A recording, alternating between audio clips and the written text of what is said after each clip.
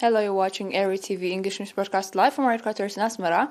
I'm Ham Barhat. Let's first look at the top stories that are making headlines today.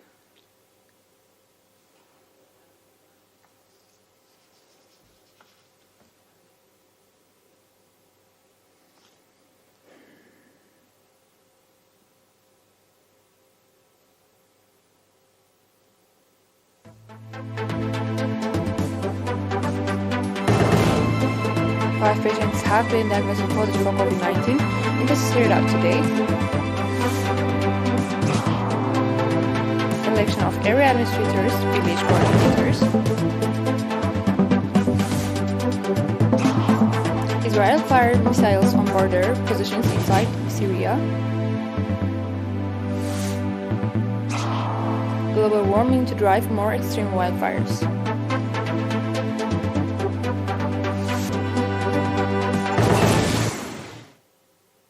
We have an announcement from the Ministry of Health. 5 patients have been diagnosed positive for COVID-19, and tests carried out today at quarantine centers and testing stations in the central, southern, and Ansaba regions. Out of these, 2 patients are from testing station in Asmara Central region, 2 patients are from testing stations in Mendefera 1 and Dwar 1 southern region.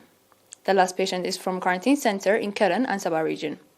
On the other hand, 77 patients who have been receiving medical treatment in hospitals in the Central 4 and Southern 3 regions have recovered fully and have been discharged from these facilities.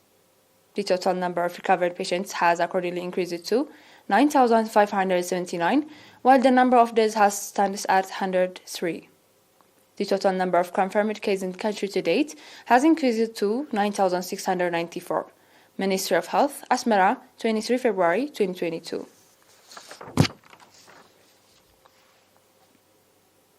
Residents of Haggas Sabzon called on the newly elected area administrators and village coordinators to diligently work to reinforce and expand development programs, particularly social service provision institutions. At the election conducted from 1 to 19 February, and 15 administrative areas of Haggas Sabzon, 15 area administrators, 15 managing directors, as well as 149 village coordinators were elected. Speaking to Arena, Managing Director of Haggas Sabzon, Mr. Takhle Mikael Musael, commended the strong participation of the public at the election.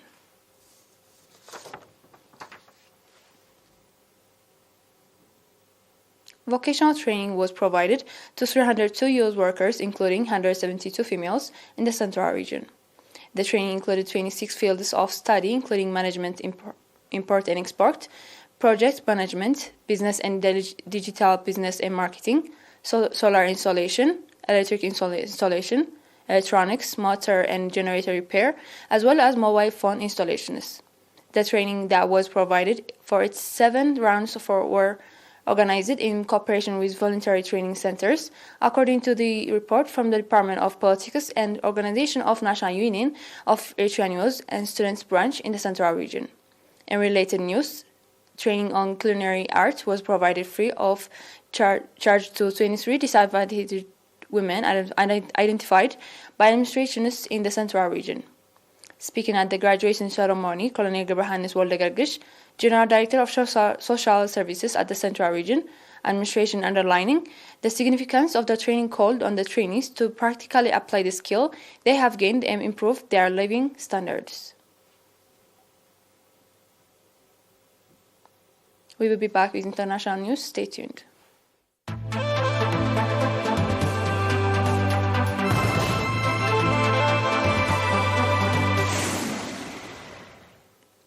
Israel has fired several missiles at Syria's border, causing material damage. A Syrian military statement did not give details about the positions that came under attack early on Wednesday. Syria State TV quoted an unnamed Syrian military official saying that the missiles were fired from Syria's Israeli-occupied Golan Heights and struck areas. It added that the attack that occurred shortly after midnight did not cause any casualties. Wednesday's attack came nearly a week after Syrian state media reported a similar Israeli missile attack on the area south of the capital, Damascus. An Israeli military spokesperson declined to comment on the attack. This is the third Israeli aerial strike on Syria this month after it targeted anti-aircraft batteries on February 9 in response to what it said was missiles fired from Syria and fired several surface-to-surface missiles targeting sites south of Damascus on February 17. Israel has launched hundreds of attacks on targets inside government-controlled parts of Syria over the past decade of Syria's war, but its government rarely discusses such operations.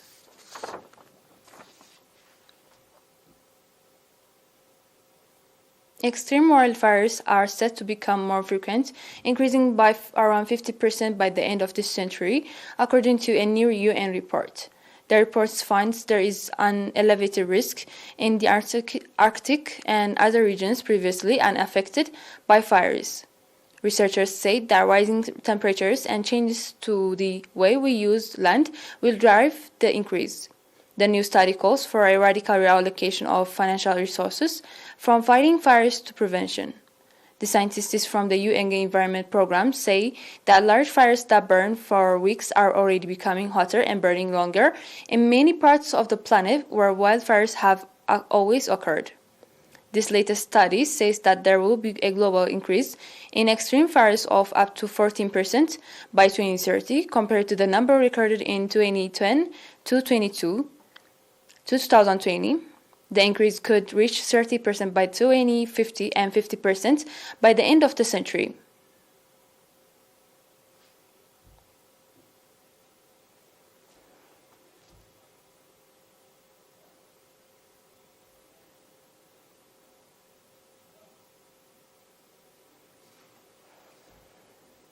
Before we close for today's news, let's have a recap of the headlines tonight. 15 patients have been diagnosed positive for COVID-19. This is carried out today. Election of area administrators, village coordinators.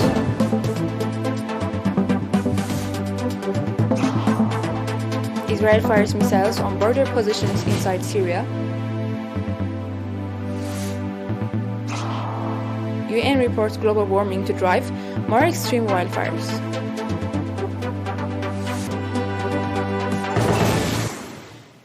That was all for today's news. Thanks for watching. Have a great night.